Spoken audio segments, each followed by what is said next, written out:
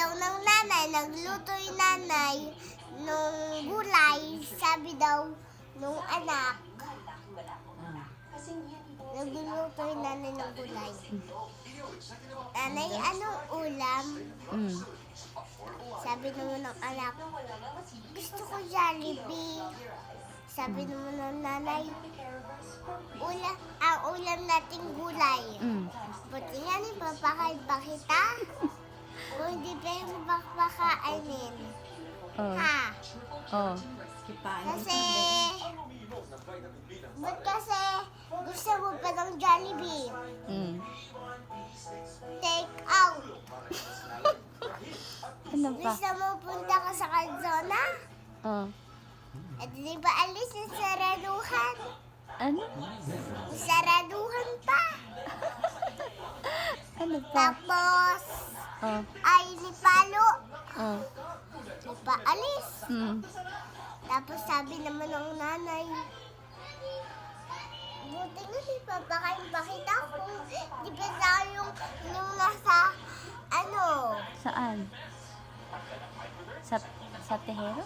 Tareho. Tehero? Hindi di papakain. O tingnan mo, ikaw nga di papakain. Anong ginawa? Kung hindi kita papakainin, Anong ginawa bata? nilagay din sa tareho.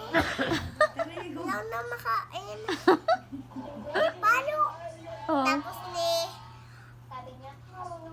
paalis. Ni saraduhan. Halo, kawawa na.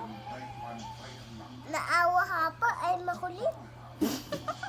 Ayaw ng gulay. Ay, bakit nakain ka ba ng gulay? Ano kinakain mo gulay? Ay, di ba yung malambot? Ano yun? Okra? No. What's that? Yung kanina. Malunggay? Oh, yes! Okay, and then? What else po? Corn? Yes. What else? Ano ba yun? Okra. Okay. Carrot. Okay. And then? Sitaw. Ano ba? Kalabasa. Okay. Ano pa ba? Sayote. Sayote. Okay. And then? Sa fruits naman? Sa fruits? Orange. Hindi. Apple. And then? Dabong fruit.